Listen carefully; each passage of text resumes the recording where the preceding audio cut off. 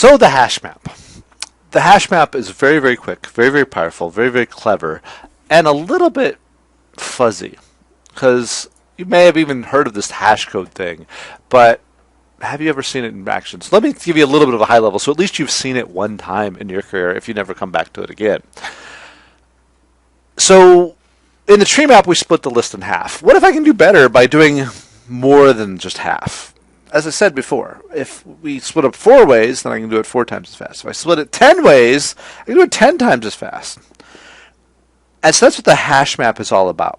It's about segmenting my data set into smaller piles so I can control the speed at which things are going to be looked up inside of there. So at a high level, what we're doing inside of there is we're splitting it into some group of essentially arrays that are out there. Could be lists, arrays, collections, whatever it's going to be, but essentially they're normally going to be considered as arrays.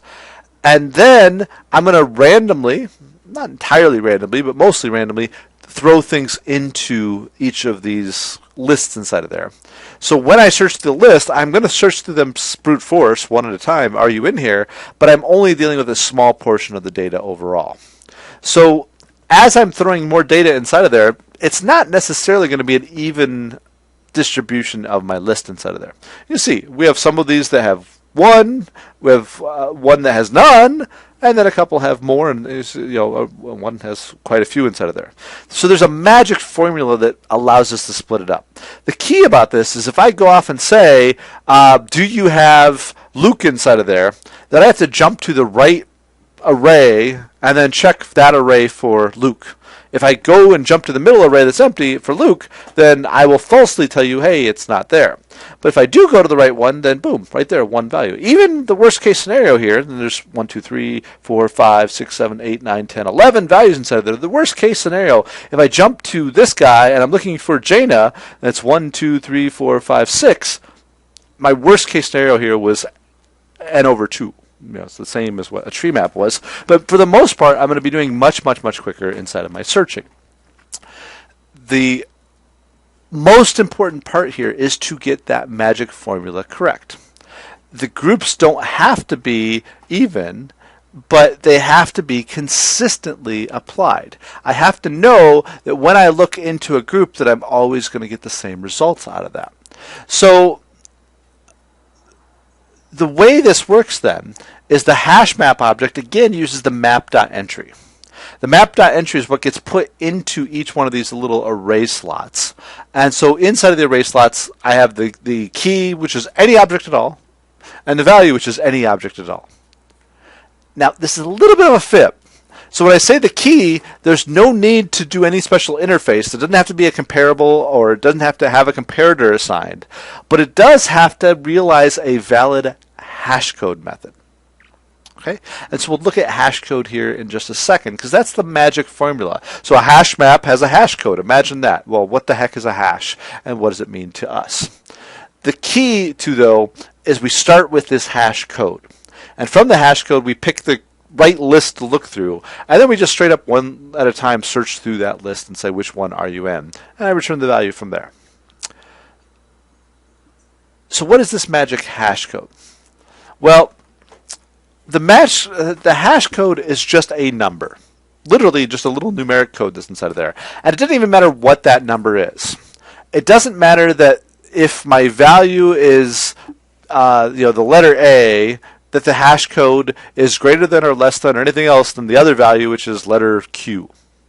So the letter A's hash code could be 774. The letter Q's hash code could be 5. It doesn't mean anything so long as I consistently always produce the same hash code for the same value.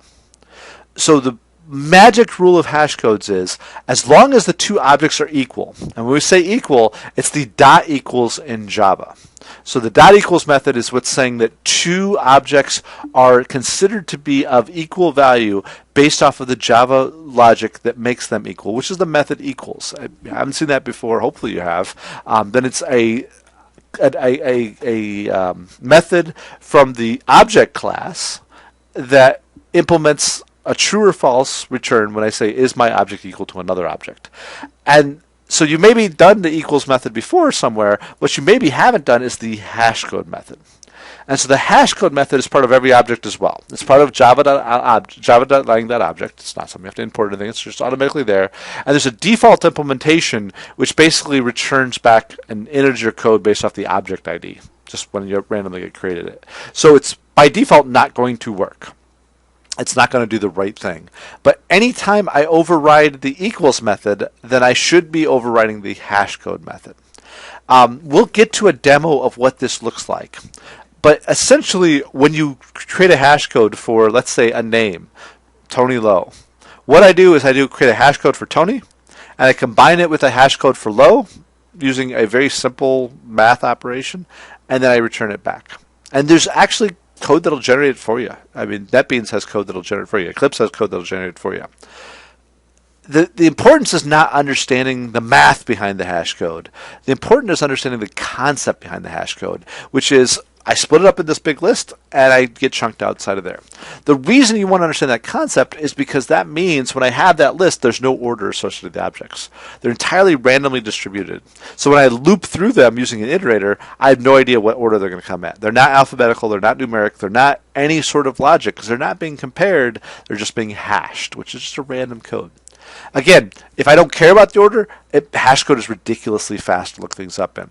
If I do care about the order, then I might want to choose a tree set instead, or tree map instead. Remember, the implementations are the same, set and map, but that's how I really want to choose inside of it. So if all I care about is stuff being stored in a map, getting it out quickly, most of the time you will choose a hash map with a hash code. If you care about the order, then you use a tree set.